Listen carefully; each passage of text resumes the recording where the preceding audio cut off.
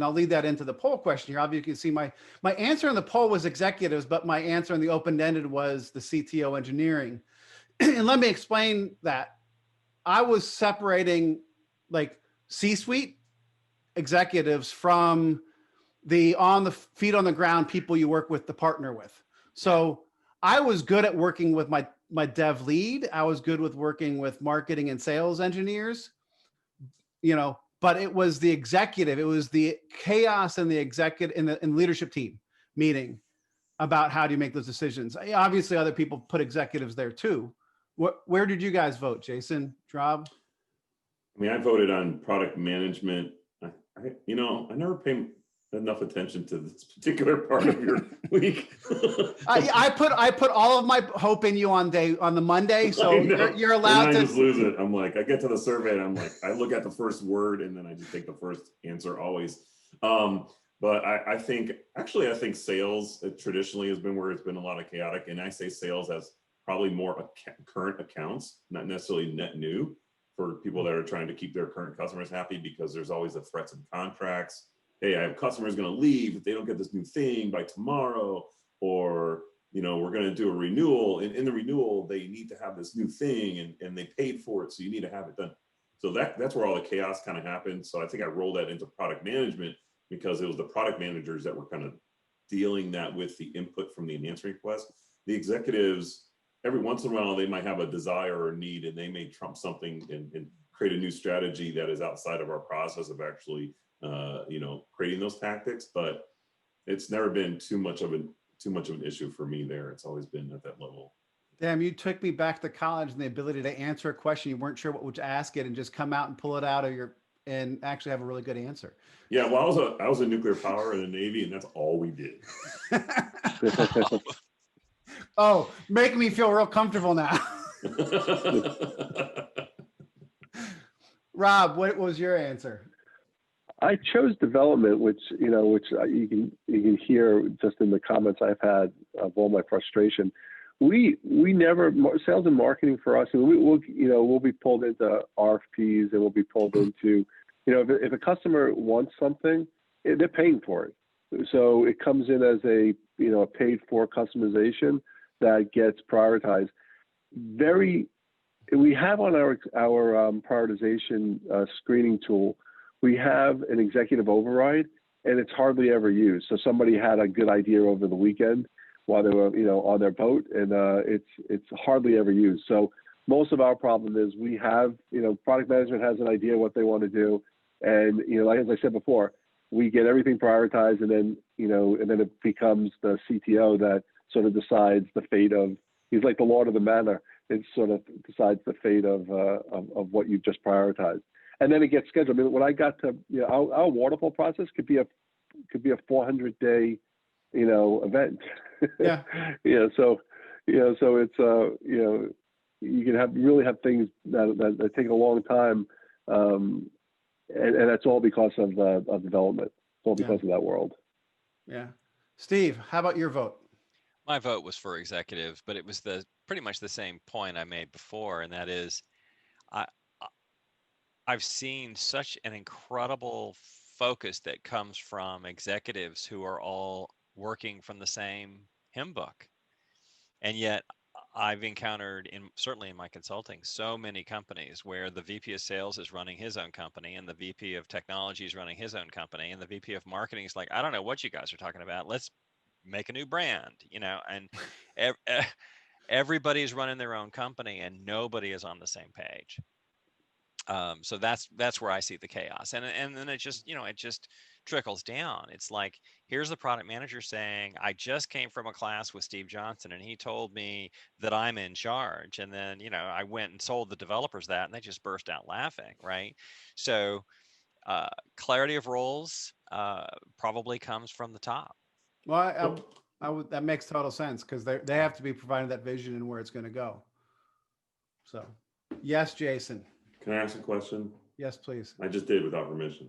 Hey, Steve, quick question for you regarding that. I mean, I find I'm having a lot of conversations today around who in the organization is doing systems thinking, and systems being the organization of the entire organization. So, what does product marketing need to do to feed into marketing? What is development doing in QA and that process? What does DevOps needs, development, product management, even accounting and billing, and of course the sales components. Is there anybody in an organization, when we talk about roles, that really is designed to think about the entire organization as a system? Or is it really just kind of product management? I'm going to defer to Grant here in just a second, but yes, so, let me start by saying product management should in fact be looking at systems thinking, in terms of systemizing. I've got ideas, we turn them into requirements, we empower development, we empower marketing, we empower sales, we look at friction all along the way and look for ways to correct that. But it's not as comprehensive of what you described. So, Grant? So it's a great question, Jason. Actually, a question we could do for a topic of the week. That's my official comeback this week. So we're product management and product strategy people. We tend to look at the world in markets and products, right? If you look at strategic planning or strategy for a corporation, do you know what percentage of that is markets and products? Really small, 25. I'd say half of it, but then there's, cost of capital investment, there's a whole bunch of stuff. So great big organizational design. There are firms out there that do organizational theory and design to help build the future of work. And they're doing systems thinking. Bigger the company, the harder that is. We hear Rob's stories. Some of the best product leaders I've seen coming from a market focused approach, outside in, look at it and say, I'm not going to come here unless you agree to a market focused approach that starts with product, going out and understanding the markets and identifying the strategy. And then everything that's upstream, right?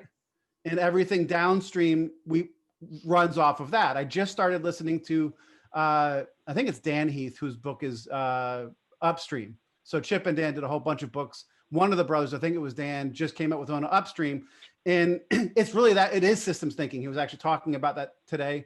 And he tells a story about, a parable that he was told about public health. And he says, say you're at the park by a river and all of a sudden you see a kid drowning and you dive in to start saving the kid. And then another kid's drowning. So your friend, all of a sudden you keep jumping in to save drowning kids. And all of a sudden you see your friend running up the river upstream. And you say, what are you doing? Where are you going? Oh, I'm going to go tackle that guy who keeps throwing kids in the river. And in a way, product management done right is that system thinking. Absolutely to say, how do we get upstream to make sure we understand the markets and we're prioritizing the right things? And then we are enabling. We talked about it with technology. We talked about it with sales and marketing. How do we enable them with the right context and stuff to help them do what they're doing? So big picture here, system thinking, roles and clarity, you should be an ability to build that upstream to downstream, upstream, midstream, downstream. I've actually done that type of thinking with some of my clients about what processes and artifacts are upstream. Where does that, and the decision point for me is commit, right? As soon as you commit on something, it moves to downstream, which is delivering on that. Any thoughts on that, Rob? Because we're going through this right now. And I love when Steve talks about clarity of role, because it truly has changed our thinking. So we went to BCG, we brought in the BCG process for role mandates, and we designed 6 roles within our product organization. There's product management and there's product support. We went through an organization that when I got there was about 600 or 650 people that sort of fell into this. And we've now rationalized it down to about 450 people. So, we have 10 what we call portfolio product managers, and then there's 100 product managers, and then it goes on from there through technical product managers, product support, product analysts / product owners to take care of the agile nature that we're trying to evolve to, and then UI UX people. And from that we built RACI, which I hate. I think RACI is a useless exercise. We built, and then from there we actually started to look at our organization, because when you go through the role mandate, it's what am I accountable for? Where are those shared accountability influence? and then what are all the metrics that are going to be held to? And we're in the process now of rolling all that out and actually doing training through that. So to Grant's point, when now everybody knows, communication is the biggest part of this. And now everybody knows I'm responsible for this. I need to partner on that. And I need to communicate with these other stakeholders. And it's not just sales and marketing. We get caught up in sales and marketing. It's sales operations. It's finance. It's our billing and invoicing folks. It's all the other people. There's dozens of, if you look at our racing matrix, and this is why I hate it, because it just becomes overwhelming. There's dozens of stakeholders that a product manager has to touch. And now it's all defined. And now we're going in the process. We're actually starting the process of rolling that out. So we did two things. We went to Towers Perrin, and we brought in their methodology to level. So every 450 people in our product organization are now leveled. And that means they're either an individual contributor or they're a manager. And we've gone through these leveling so that we can determine, well, Rob's is an individual contributor P3. P6 is the highest where you're a guru. And now we're putting a training plan and professional development together. We're looking at all the underlying processes in our PD&M process so that we can understand what we have to build from an output, from an input, and what are the skill sets that our product organization needs. And then we hired a company called Intuition that is actually working with us to actually take all this and integrate it into an LMS system, which we use Workday, but integrate it into an LMS system so we can push things out to the product managers. I've never seen a transformation like this. It started in our little division, at Broadridge, and then the company. And I was talking to Steve about this. I've never seen an organization where I've never been involved in an organization where they had an enterprise product management group, but we created an enterprise product management group that's really looking at the PD&M process holistically, at the UI UX library holistically, at all these things that we do from a product management process, and metrics standpoint on a holistic basis to roll out best practices across the organization. So it's not down in the HR department of, in our division or the other division. It's not down in our division. It's not left with us. We're sort of collaborating across the organization.